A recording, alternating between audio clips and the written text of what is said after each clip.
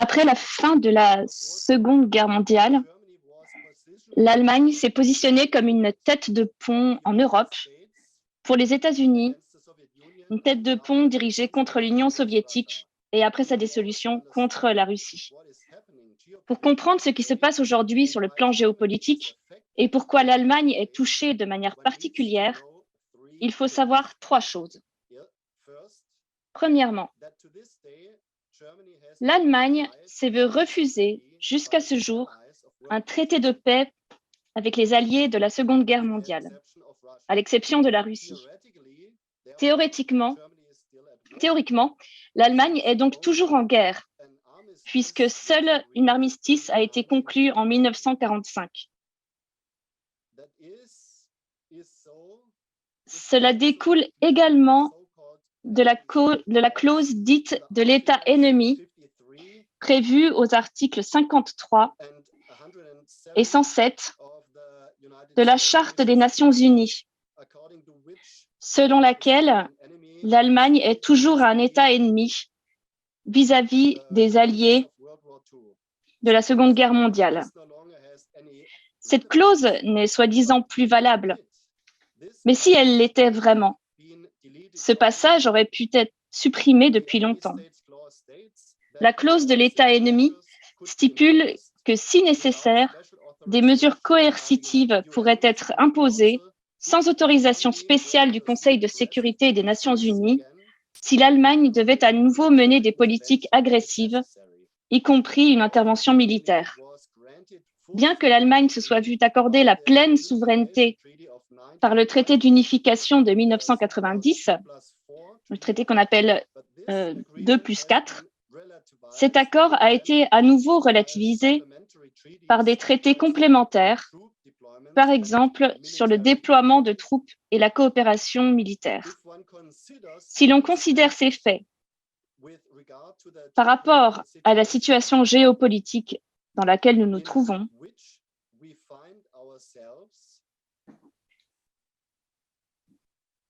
beaucoup de choses deviennent plus claires.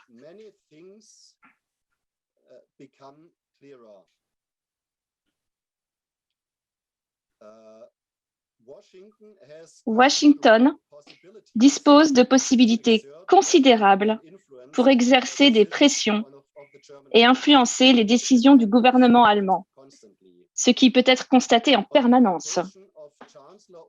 À l'occasion de la visite inaugurale du chancelier Olaf Scholz à Washington, le 8 février 2022, le président américain Joe Biden a simplement déclaré que le gazoduc Nord Stream 2 ne serait pas mis en service.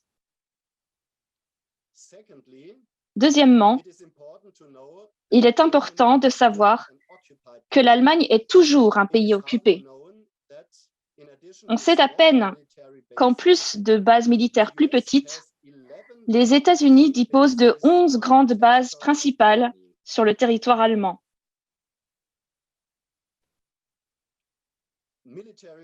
Des armes nucléaires sont stationnées à Büchel, en Rhénanie-Palatinat.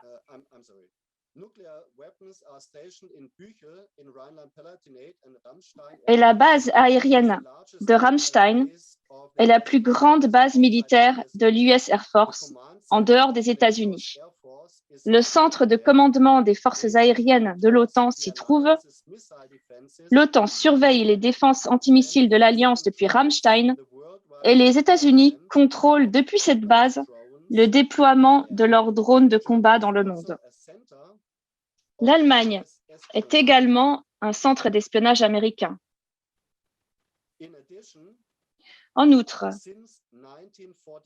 depuis 1945, les États-Unis ont couvert l'Allemagne de plus d'une centaine de, entre guillemets, think tanks, c'est-à-dire des réseaux qui représentent les intérêts américains.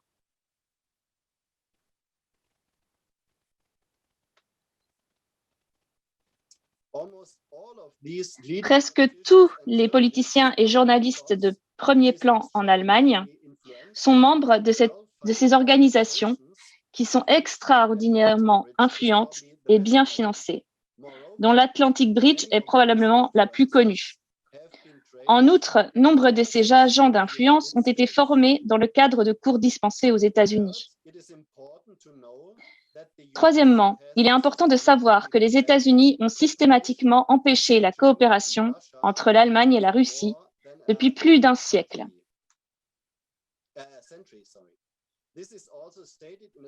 C'est ce qu'affirme également un discours de l'expert américain en sécurité, George Friedman. Je cite, « Le principal focus de la politique étrangère américaine au cours du siècle dernier, pendant la Première Guerre mondiale, la Seconde Guerre mondiale et la guerre froide, était la relation entre l'Allemagne et la Russie. Lorsqu'elles sont unies, elles sont la seule puissance qui peut menacer notre suprématie. Notre principal objectif était de faire en sorte que ce cas ne se produise pas. » Cette politique s'est poursuivie, en gros depuis la fondation de l'Empire allemand en 1871 et jusqu'à aujourd'hui. Friedman raisonne comme suit.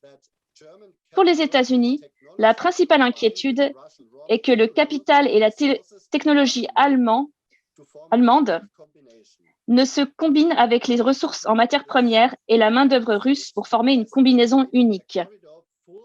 Pour empêcher cela, les États-Unis ont créé un couloir plein d'armes entre l'Europe occidentale et la Russie et ont isolé la Russie. En 2001, il était encore possible pour le président russe Vladimir Poutine de s'adresser au Bundestag allemand. Il a plaidé alors et à plusieurs reprises par la suite pour une zone économique et culturelle commune de Vladivostok à Lisbonne. Il a déclaré, et on doit aussi le citer, « Personne ne doute de la grande valeur des relations de l'Europe avec les États-Unis. Mais je crois qu'à long terme, l'Europe ne consolidera sa réputation de centre puissant et indépendant de la politique mondiale que si elle unit ses propres capacités à celles de la Russie. Nous avons déjà fait ensemble les premiers pas dans cette direction. Il est maintenant temps de réfléchir à ce qu'il faut faire pour qu'une Europe unifiée et sûre devienne les prémices d'un monde unifié et sûr également. » Mais les stratèges américains ont fait obstacle à la réalisation de cet objectif. L'offre de coopération du président russe a été et continue d'être contrée par les prétentions impériales des États-Unis. L'objectif est d'éliminer la Russie, et maintenant aussi la Chine, en tant que concurrents économiques et militaires, et de les soumettre finalement à la prétention unipolaire. Cet orgueil démesuré détermine la politique des États-Unis et a conduit au fait que le monde entier est perturbé. Chaos, conflits et guerres où que l'on regarde. Sachant tout cela, et ce sont des faits, pas des théories du complot, une grande partie de ce qui se passe aujourd'hui est claire. Les États-Unis poursuivent depuis longtemps une stratégie à long terme qui ne sert que leur intérêt. Ce faisant, ils passent sur les cadavres et sur leurs vassaux, y compris l'Allemagne, et se prêtent à tous les coups bas. Stratégie à long terme et prétention unipolaire des États-Unis. Aux yeux de leurs élites au pouvoir, les États-Unis d'Amérique sont, entre guillemets, le pays de Dieu et sont appelés à diriger le monde. Pour faire valoir cette prétention, que rien ne justifie, elles ont développé depuis le XIXe siècle une stratégie à long terme comprenant le maintien d'une armée surarmée et l'établissement de nombreuses bases militaires dans le monde entier. Dans le même temps, on ne peut ignorer que la société américaine, et jusqu'au Congrès, est composée en grande partie de fondamentalistes religieux. Jusqu'à aujourd'hui, l'affinité élective entre le puritanisme et le capitalisme, une doctrine économique de la prédestination, celui que Dieu aime, il le rendra riche, y est profondément enracinée. En outre, de nombreux partisans de la ligne dure croient apparemment que tout ce qui profite aux États-Unis profite en fin de compte au monde entier.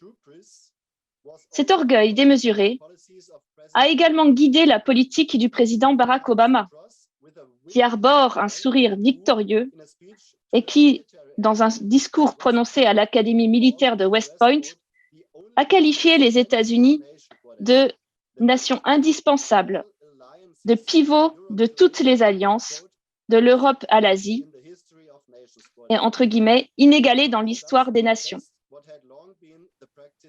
Obama a ainsi professé ce qui était depuis longtemps la politique pratiquée par les États-Unis.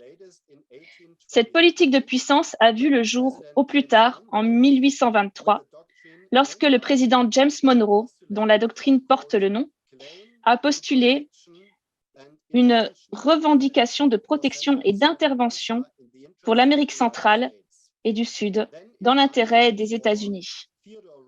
Puis, en 1904, Theodore Roosevelt a autorisé les États-Unis à exercer un, entre guillemets, le cite, pouvoir de police internationale et à faire valoir sans compromis leurs intérêts économiques et stratégiques.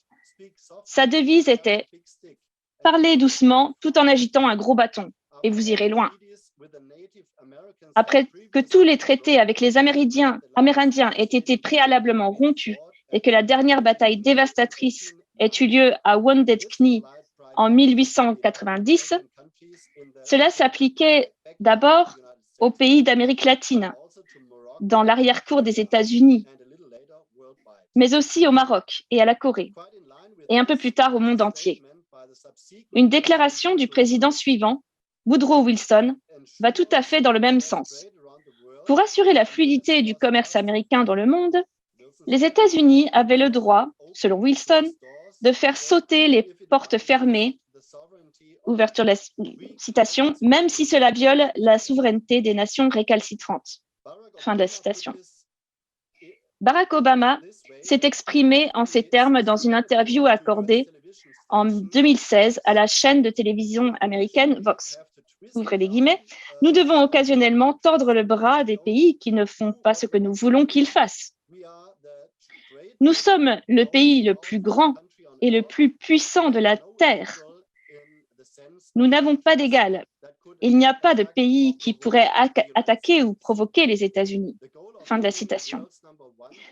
L'objectif d'être la première puissance mondiale a finalement été atteint par les États-Unis après la Seconde Guerre mondiale, lorsque le président Harry Truman a proclamé en 1947 que la politique américaine devait être orientée vers l'aide aux peuples libres, la préservation de leur liberté, pour le maintien de la paix dans le monde et pour le bénéfice des États-Unis. La façon dont ce rôle de leader, entre guillemets, s'est ensuite transformé en réelle politique à l'avantage des États-Unis et principalement aux dépens des peuples libres, apparaît en regardant l'histoire jusqu'à aujourd'hui. En octobre 2014, Joe Biden, alors vice-président des États-Unis, s'est vanté. Nous avons donné à Poutine un choix simple, respecter la souveraineté de l'Ukraine ou faire face à des conséquences croissantes. Fin de la citation. À ce moment-là, le coup d'État préparé par les États-Unis à Kiev, au mépris de la souveraineté de l'Ukraine, avait déjà eu lieu. La guerre civile avait commencé dans l'est de l'Ukraine et le président américain Barack Obama faisait pression sur les dirigeants européens pour qu'ils imposent des sanctions sévères à la Russie.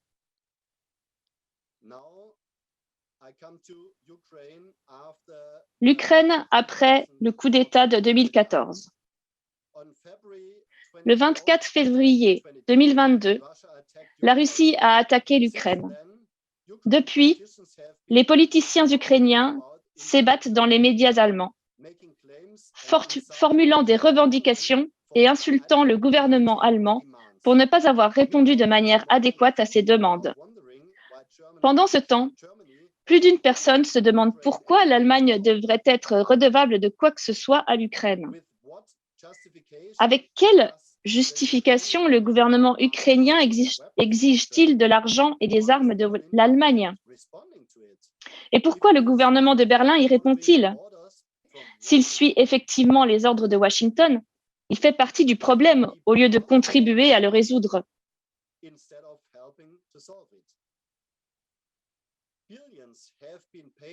Des milliards ont été versés au cours des dernières années et les politiciens berlinois en versent toujours plus, comme s'ils pouvaient facilement disposer de l'argent qui est retiré à leur propre peuple. En outre, plusieurs centaines de milliers de réfugiés ont déjà été accueillis. Ils n'ont pas été contrôlés ni enregistrés, sont pris en charge et peuvent voyager où ils veulent au sein de l'Union européenne. Depuis des mois, après la pandémie du Covid-19, cela constitue un deuxième état d'urgence avec de graves répercussions. Récemment, le ministre fédéral de l'économie Robert Habeck a même déclaré que l'Allemagne était partie prenante de cette guerre et qu'elle devait, entre guillemets, mener la danse.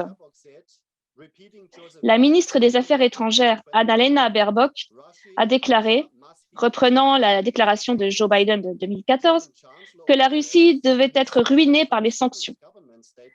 Le chancelier allemand Olaf Scholz, dans sa déclaration gouvernementale du 27 février, a qualifié le président russe Vladimir Poutine de belliciste, et ainsi de suite. De toute évidence, les coutumes diplomatiques et les principes du droit international ne s'appliquent plus aux politiciens occidentaux. Comment les politiciens russes sont-ils censés pouvoir leur parler?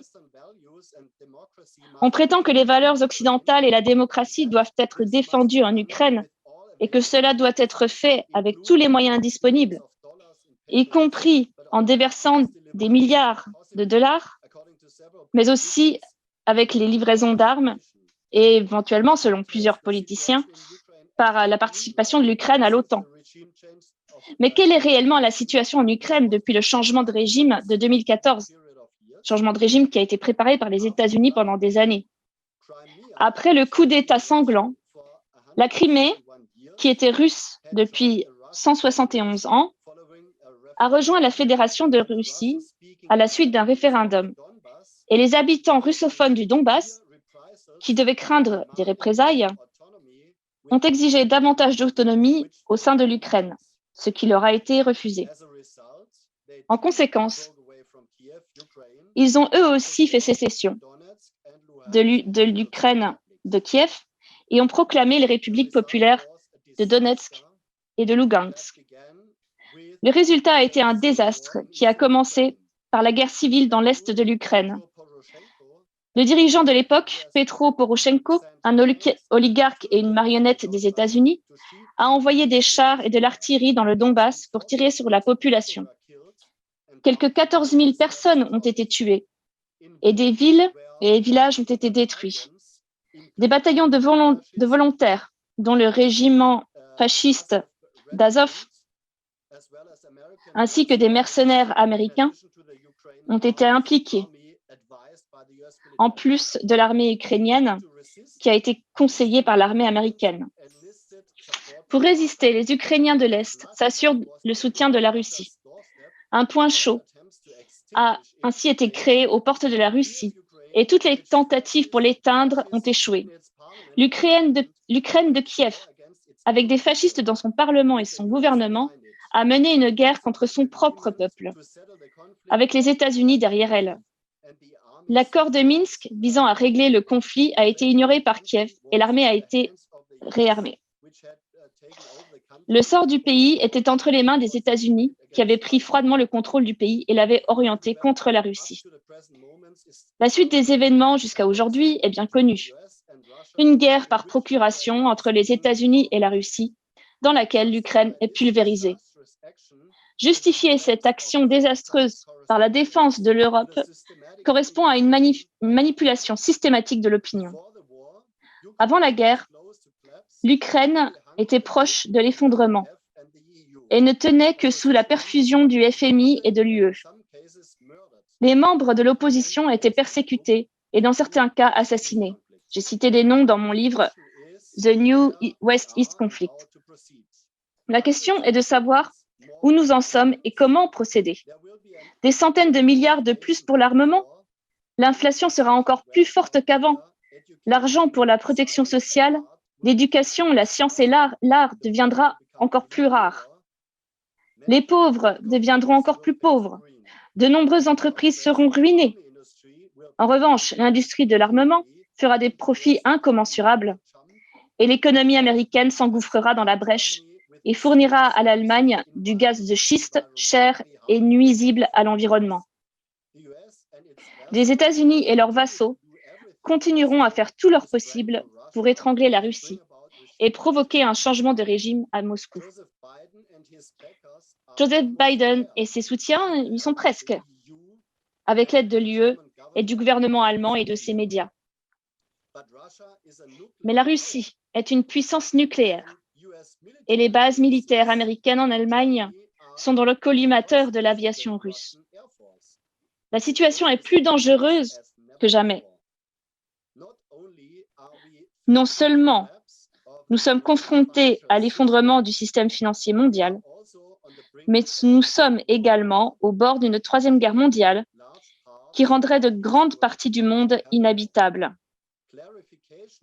La clarification de la situation réelle me semble être le seul moyen à l'heure actuelle pour provoquer le changement de politique qui est le plus urgent. Une dernière remarque. Ce dont j'ai parlé, c'est de la situation publique et politique dans laquelle nous nous trouvons. La privation mondiale des droits de l'individu au profit d'institutions et de systèmes de pouvoir autoritaires est une autre question. Merci.